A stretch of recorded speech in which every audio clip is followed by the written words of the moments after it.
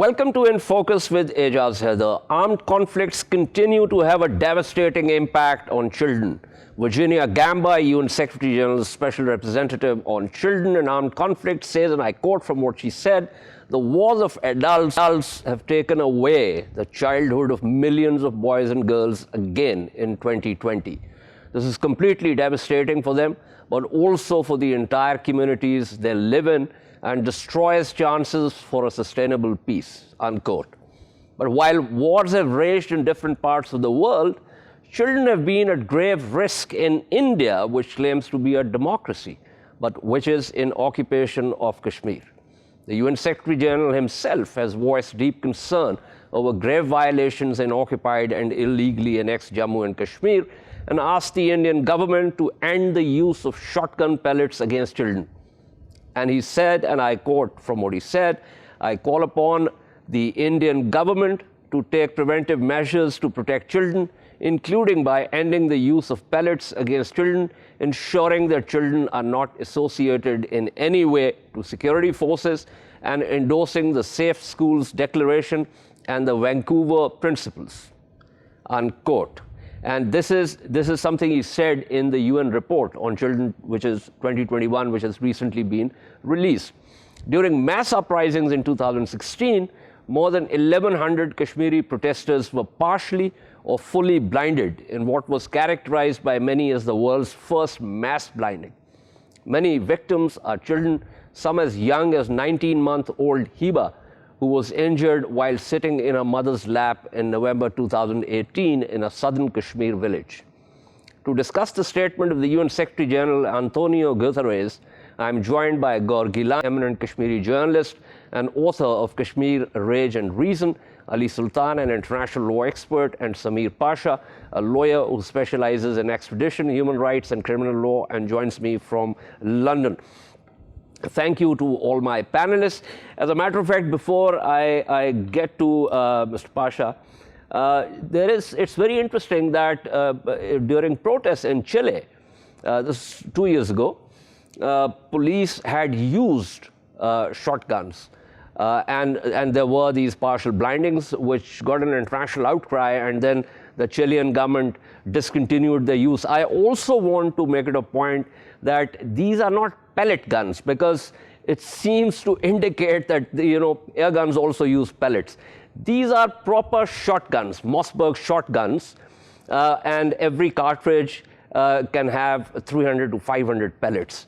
So if you fire them from close quarter, they can kill, and if you fire them from a distance, there is no way that you can stop, because that's in the nature of a shotgun cartridge. You cannot prevent those 300 to 500 pellets from spreading, and so therefore this is not a discriminatory weapon to use against protesters. So let me begin with Ms. Pasha here. Ms. Pasha, give me your sense of what you think of the report with reference to Jammu and Kashmir. The first issue with the report is that I'm slightly disappointed that the UN Secretary General's office hasn't done its research properly. They have called upon India to do something which does not allow for it in its domestic law. The UN Secretary General asked that the Juvenile Care Act of 2015, which is a local domestic law that India passed to protect children, be extended to Kashmiri children. The only issue is that if you read the act, on the second line, it says that this act is implementing everywhere except Jammu and Kashmir. Which means that the words of the UN Secretary General and the words used in the report are slightly hollow, and they've been misplaced. In terms of the international legal framework, again, India has taken a step back from its international legal duties and responsibilities. This is an armed conflict, and this is an internal armed conflict that has been framed many times by legal scholars. But India says this is not an internal armed conflict, and therefore it is not covered by international humanitarian law. And if it had been, then the international venues would have been open to victims and alleged victims to ask for some sort of accountability.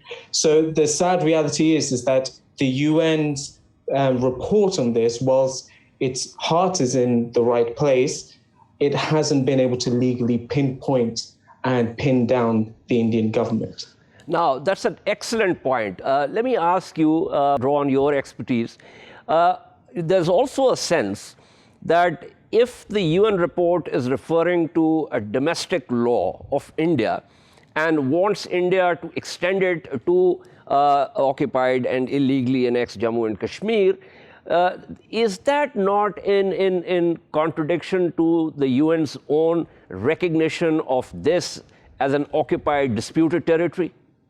Yes, it is, but this is nothing new. About a decade ago, I worked in the occupied Palestinian territories for NGOs and INGOs, where you pretty much see what is happening in Kashmir. This is a template that has almost been picked up by the Indian government, having looked at how Israel deals with the West Bank and the occupied Palestinian territories, and they've implemented it in Kashmir. And how they've done that on the legal vantage point is that they have stripped the area of any legal recognition. They have muddied the waters in terms of its political recognition. And what that means is that it's very difficult for the UN or any other international body to try and pinpoint and hold down India on any international legal principle. India is a member of the Convention on the Rights of Child. It's a member of the first optional protocol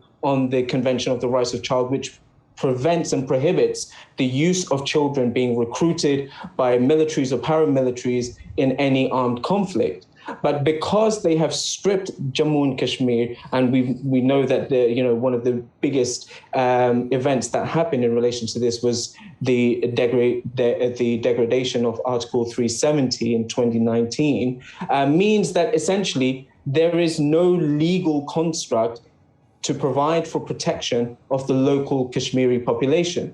And so actually, I find that there are so many similarities between what's happened and what's happening in the West Bank and in the occupied Palestinian territories, and how they have transferred almost wholesale and implemented that same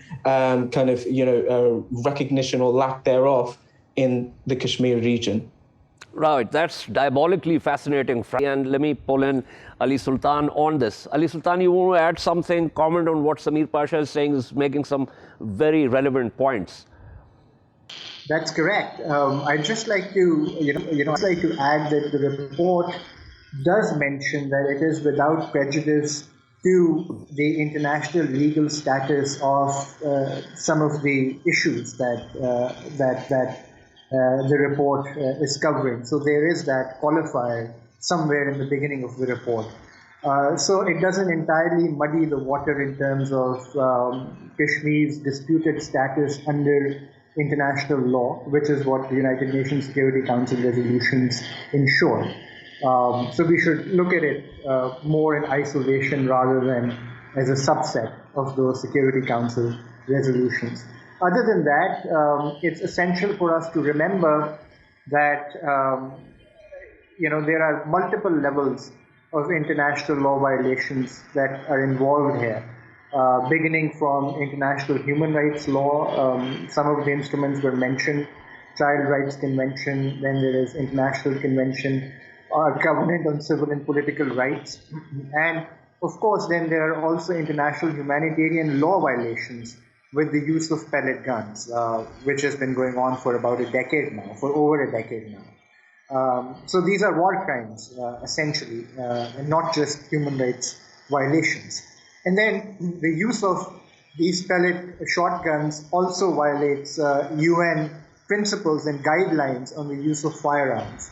And again, there is no internal accountability mechanisms available for such violations by the Indian security forces, because the draconian in Indian laws that are enforced in Indian-occupied Jammu and Kashmir, such as the Armed Forces Special Powers Act. They provide immunity to the armed forces. So as of today, there has not been a single case that has been filed against the perpetrators of these crimes in Indian civil courts. So these are long-standing and serious breaches and war crimes under international law. Right. So if I understood correctly, Pasha also made this point about India creating, just like the Israelis have done in the West Bank and other occupied territories, creating legal ambiguities or perhaps also, if you will, a legal vacuum. Now, do you also get that sense that that is the case? Because then it becomes difficult to pin India down. However, if that is not the case, which I get a sense from the way you have argued the point that there are a number of issues here which can be tried under international law. You also mentioned war crimes. So just give us a sense of how you look at it in terms of legal ambiguities or a vacuum created by India. Look, Raj, I don't think there's a whole lot of legal ambiguity in terms of whether international law is being breached in this case or not. The two reports that were issued by the Commissioner, the Office of the High Commissioner for Human Rights in 2018 and 2019 also clarify that the use of pellet guns is squarely violations of international human rights law as well as international humanitarian law. Now, whether it's possible to hold India and its security forces responsible in international tribunals or even national tribunals under universal jurisdiction is a separate matter. But that of course does not erase the fact that India is continuously violating international law. It's just that we run into that centuries-old problem of enforcement of international law. Okay. I'll obviously circle back to you and Samir Pasha on the legal side of it, but let's get to the ground where we have Gaur Gilani, obviously. So there are legal issues, there are political issues, there's an entire sort of, environment of fear and coercion that has been created by India in the valley. So, Gaur Gilani, your thoughts about the report, and if you want to comment on what Samir Pasha and Ali Sultan was saying. Well, Mr. Ijaz, first of all, I would like to say that how the August 5 decisions that were taken on August 2019 changed many things apart from what the two gentlemen, the learned speakers were saying before me. There was, when Jammu and Kashmir region existed as a state within the Union of India, as per the previous agreement, there were some institutions like the State Human Rights Commission, which was obviously, referred to as a toothless tiger or a dead horse by two subsequent heads. But still, like SHRC was one such institution which actually held Indian government responsible for the discovery of mass graves when more than 2,000 graves were discovered in North Kashmir. And there were other institutions which were documenting human rights violations, like the Association of Parents of Disappeared Persons, or the Association of the JKCCS, Jammu and Kashmir Coalition of Civil Society. But we know how difficult it has been for these organizations to document rights violations since this decision was taken 2 years ago. And, on the pellet guns issue of pellet guns, I think the UN report previously mentioned pelleting shotguns as lethal weapons, which was actually a negation of the claim made by the Indian government that these were non-lethal weapons. There was a report filed in the High Court, J&K High Court, by the Indian Paramilitary Central Reserve Police Force, which admitted, that more than 1 million pellets were fired in 2016 protests. And as you rightly mentioned in the introduction of your program, that more than 1,100 boys and girls, and including the 19-year-old Hiba, which I also mentioned in my book. Actually, my book begins with her name, and how she was also a victim of these pellet guns, and most of these boys and girls either lost their vision permanently or partially. So, once these reports are filed, the response of the Indian government and the Indian civil society and even the liberal circles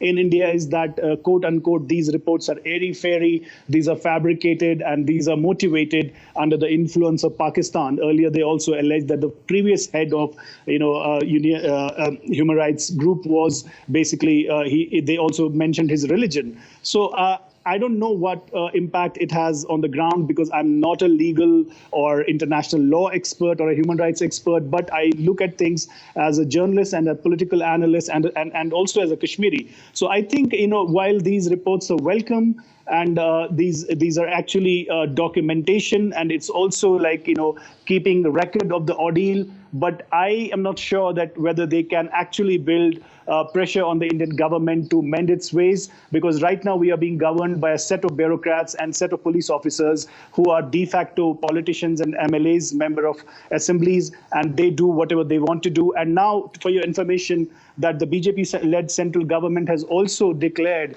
Nagaland as disturbed area and put the AFSPA, Armed Forces Special Powers Act, in place in Nagaland just months before the elections in Uttar Pradesh. And as you're aware that this same set of laws, the Disturbed Areas Act and also the Armed Forces Special Powers Act, are in vogue in Kashmir since 1990. So it's been 31 years since. Right. But Gorgil, quickly, I agree. We have discussed this on my program a number of times. You have generally been more, or shall I say less, instead of saying more pessimistic, let me say less optimistic than I've been. But the point is that, and I think you'd agree here, that previous governments, i.e. the Congress or Congress-led governments, had also generally created a certain image of India, a soft image of India as a democracy, as secular, as inclusive, and the rest of it, even though that did not really have any impact on occupied Kashmir. Now, what we have witnessed here, and I think a number of Indian analysts, or the more discerning Indian analysts, have also talked about this and continue to talk about this, that particular image has taken a major hit under Modi. Now, so to the extent of the world waking up to what's happening in occupied Kashmir, as also in mainland India, I think there is now a certain groundswell of opinion which is putting pressure on Delhi for all the sort of idea of their being absolutely unconcerned about it. I think there is a lot of concern. I have to say that I completely concur with you. I absolutely agree the point that you made that the soft image or the secular or democratic image that India had successfully portrayed at the international fora since last 6 decades or more. It has taken a severe beating since Mr. Narendra Modi took ascendancy to power. Having said that, the previous Congress governments had expertise in diplomacy. They were more sour and with gravitas. They would say when they would be confronted at the international fora about the issue of Kashmir, they would say that Kashmir is a bilateral issue between India and Pakistan. That was the position that Indian government would take at the international forum and say that this is look, we have similar agreement. We have Agra summit and we have the other agreements between India and Pakistan. But if I may, for the two gentlemen who are guest speakers in this program, there's a wonderful book written by Perry Anderson, The Indian Ideology, which actually is a wonderful account of this whole liberal facade that there was during the Congress government, or the Nehruvian idea of India, as we call it. They have done horrible things also, in 1953, what they did to Sheikh Abdullah, imprisoned him for 22 years and also took away autonomy and removed the post of Sadr Riyasat and Wazir-e-Azam. And this entire autonomy thing was actually turned hollow by the successive Congress regimes. So we know what their record has been. But the only difference was that they knew how to tweak things and how to, play safe. But now it's brutal and it's like, unambiguous in what their aim, civilizational and ideological projects are. Absolutely. I'm happy you mentioned Johnson's book. So let me also mention, since you mentioned 370 and how it had been hollowed out. So there's a definitive book on that by A.G. Noorani that goes, year by year, step by step through, the entire sort of process over many years, spread over many years, with reference to hollowing out of Article 370. Samir Pasha, you heard Ali Sultan, you've heard Gohar Gilani. So how optimistic should Kashmiris be in this changed environment? Geopolitically also the environment is changing. India does consider itself under pressure. Modi will be going to the United States in September for the UNGA thing, and he wants to, when he meets with the new US president, he wants to sort of, have some kind of positive slate with reference to Kashmir, because back channel, the US has been putting pressure on them. So given that, how much optimism can we expect? What else can we do in terms of legal measures that can bring India under pressure? I don't want to be the bearer of bad news, but I'm not that optimistic. I'm quite realistic. And in my experience, I've worked in a number of different regions and geopolitical conflicts, not just Israel and Palestine. I've also worked in the Balkans region as well. And I have to say, in my experience, international law and the enforcement and accountability of international humanitarian law and wars against crimes against humanity are quite toothless in terms of its enforceability in countries where there is a blasé attitude towards adopting and adhering to international rules and principles. International law can only work if the players and the countries accept and they self-govern and keep themselves accountable to it. Apart from that, we can make accusations. For example, over here, we're saying, and it's quite clear, and Mr. Sultan was correct, that yes, there are violations happening, but India doesn't see it that way. And India will change the legal playing field so it accommodates and it fits within their narrative as conveniently as possible. But Ms. Pasha, peace and stability. Ms. Pasha, without prejudice to what you're saying, and obviously you, as you said, you have experience of these conflict areas. So I'm not going to challenge that at all. And I completely agree with you. International law, in terms of enforcement, you have the problems of consent, sovereignty, a number of other issues. But I also see that when I said the changing environment, I also see, as I said to Gohar Gilani also, that India's image has taken a beating. And I think that's an opening that can be exploited. 100%. That is an opening. That the only way you can really capitalize, and we've seen the ways it can be capitalized, is, for example, the BDS movement to boycott and divest from creating economic sanctions or hitting the economy of the country as hard as possible. So like with BDS, with Israel, you could have the same thing with India and saying, listen, I'm not going to buy anything that's produced in India or manufactured in India until they take the Kashmiri issue seriously and they do something about it. I mean, at the end of the day, this comes down to political influence. Economics can only hurt a country for so long. What you have to realize is that, countries like India, they're big players in their backyard. And will they really care what their local countries and their local neighbors really think when they can do whatever they want and they can get the job done without much interference? So the idea is to think about it on a realistic ground. If you want to hit them where it hurts, Absolutely, I completely with you. But I also have to wrap up. So, Ali Sultan, just taking this point to you, the reason I said that there is an opening, for instance, I just did a program yesterday on the Israeli Foreign Minister Yair Lapid's meeting with the U.S. Secretary of State Antony Blinken, and Lapid, you can clearly see that through his statements, that he said that he regretted the fact that the bipartisan consensus with reference to Israel is dissipating in the United States. I mean, the left of the Democratic Party, you have a number of legislators now who have been really harsh on Israel. So I'm just saying that you can get a groundswell, and of course, it's not a linear strategy. You got to have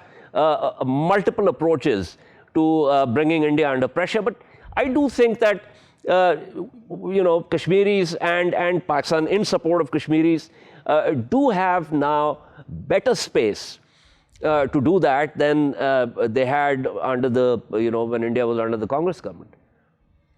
I agree, Ijaz, especially when you say that since Biden administration has been installed in Washington, there has been a bit of an opening.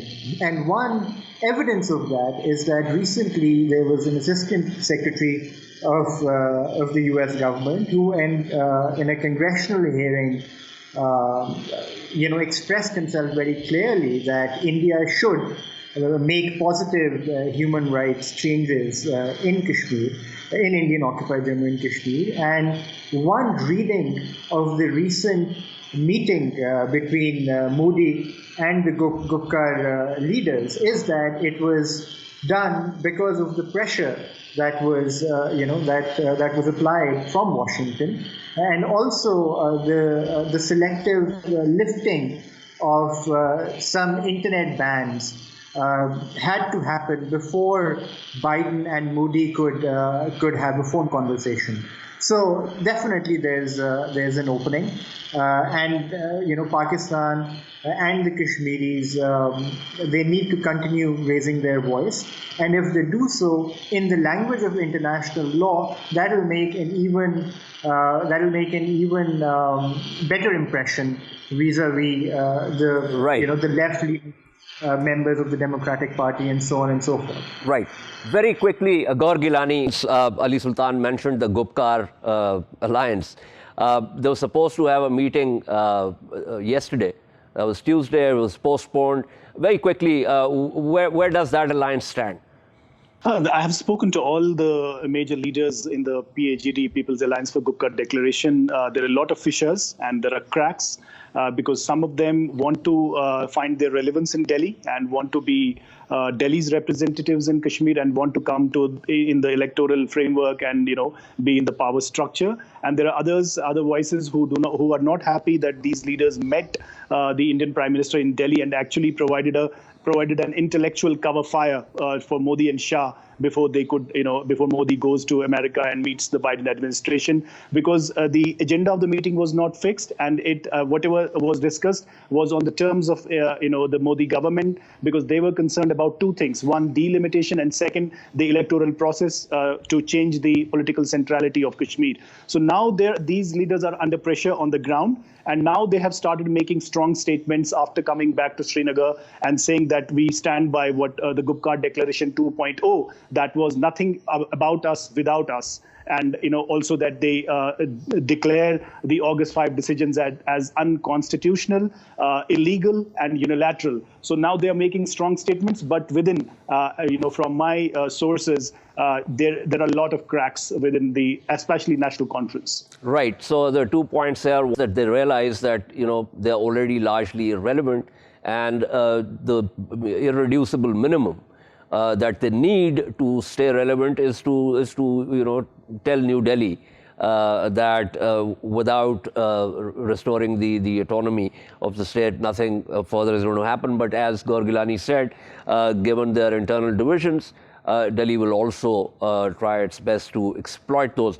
But thank you so much, Gaur Gilani, Ali Sultan, Samir Pasha, for your insights. We shall take a short break and return to discuss a statement by the Ministry of Foreign Affairs that some 5,000 terrorists belonging to the banned TTP pose a threat to the country's security from their sanctuaries in Afghanistan. Stay with us.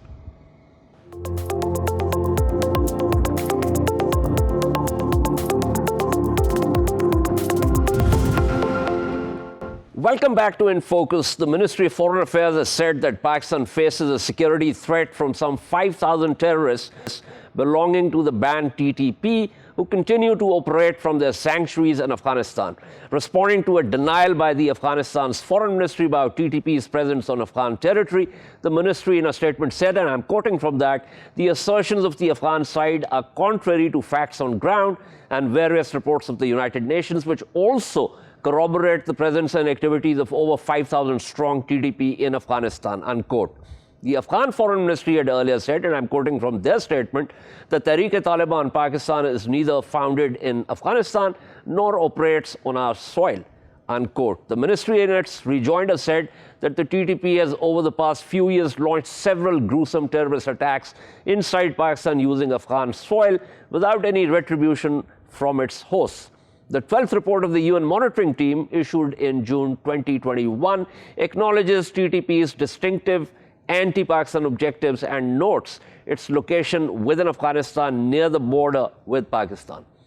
To discuss this further, I'm joined by Rifat Hussain, head of the Department of Public Policy at the National University of Science and Technology, and Zaid Hussain, journalist and author most recently of No Win War, The Paradox of US-Pakistan Relations in Afghanistan's Shadow. Let me begin with Dr. Hussain here. Dr. Hussain, one thing is very clear: as we try our best to somehow get all the sides to ink some kind of deal before the completion of US NATO withdrawal, relations between Islamabad and the current Kabul dispensation have clearly nosedived. This is with reference to statements made by Hamdullah Mohib, who is the National Security Advisor, and also President Ashraf Ghani himself. So that kind of makes our job that much more difficult. It certainly does. And with regard to the Afghan claim that neither their soil is being used by TTP or it wasn't founded on their soil, that claim is true because the TTP was a breakaway faction who are living in under the leadership of Baitullah Masood when he was killed in a drone strike on the Pakistani soil. But afterwards, the TTP faction, which broke away from the original TTP, they moved to Afghanistan, and since then they have launched a number of attacks. And even only recently, we have seen there is evidence of those attacks being used by them from the Afghan soil, or Afghan soil is being used as a staging area. So there's a manifest lack of truth in the Afghan claim that the TTP is not present on their soil. But at the same time, you will recall that during Ashraf Ghani's and Abdullah's a high-profile visit to the U.S. only a couple of days ago, the Pakistan Foreign Office had warned the Taliban leadership, had warned the Ghani government leadership that you should not use this occasion of your visit to Washington, D.C. to malign Pakistan unnecessarily. But between the lines, even though they have not mentioned Pakistan, but to my understanding, in their dialogue with at the White House, in their dialogue with the American Secretary of Defense, the Afghan have complained to the Biden administration that they have a trust deficit with Islamabad. And even though we know that the trust deficit had been largely overcome as a result of the high-level delegation which had visited not Pakistan once but twice, and more recently by Prime Minister Imran Khan's visit to Kabul. Obviously, Kabul is pursuing someone else's agenda, and I have no hesitation in saying that that agenda is that of India, and India continues to egg on the Ghani administration, and they are trying to encourage them to launch a propaganda campaign against Pakistan. So if this relationship continues to nosedive as it has, I do not see any hope for an immediate improvement, because Pakistan has bent backwards to address Afghan concerns relating to the so-called sanctuaries on the Pakistani side, and even the Foreign Office statement makes mention of the 5,000 TTP militants who are using Afghan soil to attack Pakistan. Absolutely, that's also that the UN report talks about. But let me pull in Zaid Hussain here. Zaid Hussain, so as we speak, reports have come in that Taliban fighters are launching an attack on Ghazni. They've also shown their strength in the northern provinces, including capturing of the crossing into Tajikistan. So once again, in terms of our efforts to try and work out some kind of settlement, if the Ghani government is not going to play ball, as it seems they don't want to, except maligning Pakistan, as Dr. Hussain said, he thinks that they're following the agenda of India. So give me your sense of what's happening and how is this going to unfold? Well, it does. We already know that situation in Afghanistan has deteriorated, and the fighting between Taliban and Kabul government forces have intensified. Taliban have made some advances, and most particularly the recent advance in northern Afghanistan is quite spectacular. In fact, actually, northern Afghanistan has never been seen as the stronghold of Taliban. Taliban, largely, their strong base of support came from eastern and southern Afghanistan. So it's quite a significant development. But Afghanistan is already fast moving towards a full-fledged civil war. I would say that civil war is already happening, but it's going to be much worse situation. What we have seen lately is that the emergence of militia of different headed by different warlords in northern Afghanistan, and that has created a kind of situation which we have seen or witnessed in 1990s. Different Afghan faction belonging to different Mujahideen leaders had fought each other and plunged the country into worst kind of bloodshed. And I can see that it's happening yet again. The emergence of militia, on the one side, actually, they are nominally aligned to the Kabul government, but in fact, actually, with them, although to some extent they are helping the Afghan forces to resist Taliban, but in other sense, they also prove to be a double-edged sword. Which means actually the authority of Kabul government is eroding, and with the rise of militias, private militias, their powers will further diminish. I think probably that is a recipe for a worse kind of civil war. As far as Pakistan's role is concerned, I think probably things have already gone out of control of anybody. Because Taliban don't feel any compulsion or pressure to sit on the negotiating table with Kabul government at this time. They feel much more confident with their battlefield successes. And on the other side, actually, I think the Afghan government is also not clear. What do they really want? There are several factions within the Afghan government, and most of them do not want to talk to Taliban at all. If you remember, people like Amirullah Saleh and some others were even opposed to the Doha agreement between Taliban and the Americans. So I think probably it is a kind of situation where we see far deteriorating situation in Afghanistan, and I think probably and it's sure that Americans are going to beat that deadline and they will pull out completely from Afghanistan before 11 September. So after that, actually, there will be little cloud on any side to come on the negotiating table. And I think probably the same thing with Pakistan. Pakistan has done I think it played its role. It has helped facilitate Taliban to come on the negotiating table with Afghanistan. But as far as the intra-Afghan dialogue is concerned, I think Pakistan's clout has reduced further. And I think it also depends on the two sides.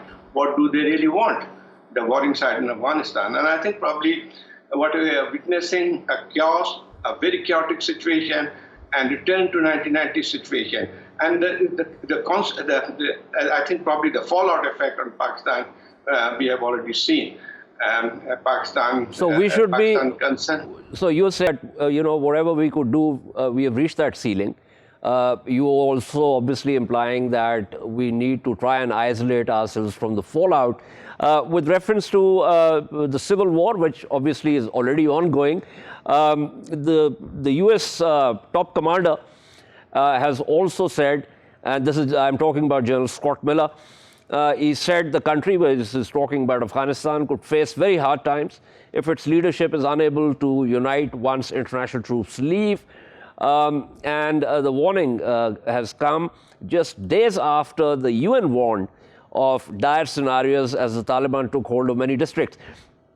But quickly, Dr. Hussain, we've also seen reports now which have been confirmed of the Indian Foreign Minister meeting with the Taliban in Doha. So clearly, they are now trying to get a sense of what's happening on the ground. So to that extent, it seems to me that if they realize that the Kabul government will not be able to hold up, they'll probably want to sort of have the space to deal with the Taliban. So that seems to suggest that there is a reassessment in Delhi also. Is that something that you would agree with?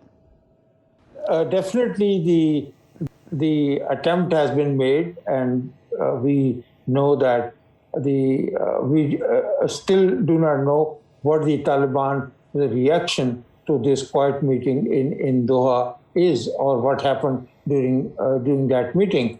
But based on the Taliban's ideology, their past affiliations, and their willingness not to play anybody's proxy inside Afghanistan, I don't think that the Afghan government, even though the Taliban are visibly unhappy with Pakistan over Pakistan's willingness to act as a staging area, not in terms of the GLOCs, but providing air corridor access to the American fighter planes. And I should also mention that following Ghani's visit to Afghanistan, there were 59 black helicopters, and there were 3 F-16 planes which have been offered to the Afghan government. Now the question is that where are they are going to fly from, and what are going to be the targets. So it is quite evident that the Indian overtures to the Taliban will not lead to any significant improvement in terms of their relationship, strained and historically tense relationship with New Delhi. Right. Before I quickly back to Zahid Hussain. Zahid Hussain, there's another thing also which I sense from the previous experience of their being in power, the Taliban feel that it's not just about getting to Kabul, it's also about getting recognition. Do you also get that sense? And if that is correct, then do you think that's going to, how should I put it, that's going to have some kind of impact on how they go about this? Yes, Taliban have already earned international recognition. As you just mentioned about India talking to Taliban, because India also feels that in any future political scenario, Taliban will be a strong force there. So I think there's a natural for any country to have some kind of dialogue with Taliban. As far as Taliban, I think probably at this point of time, what their strategy is to gain as much influence in Afghanistan or expand their area of control before they before they decide to sit on the negotiating table with Afghan government or other Afghan faction. I think probably their strategy is very clear at this point of time. They have actually occupied several districts, and they have put several major towns under siege, and they can enter in some of the areas very quickly. But I don't think that they would like at this point of time or even later to take over Kabul, because it will be a kind of very dicey situation, and they also know that nobody will be able to control the situation. And I think probably the Taliban strategy is to strengthen their control over the area which is already under their control, and get some other big town. And after that, my hunch says that they would sit on the negotiating table, because they also understand that they cannot fight for long, actually, and the complete control of Afghanistan will not be acceptable to the regional countries as well. Right. Thank you so much, Dr. Rifat Hussain. Thank you to Zaid Hussain for speaking with us. This is all from In Focus this week. We shall see you next Monday at the same time. Keep following our latest updates on social media at indus.news. Good night and goodbye.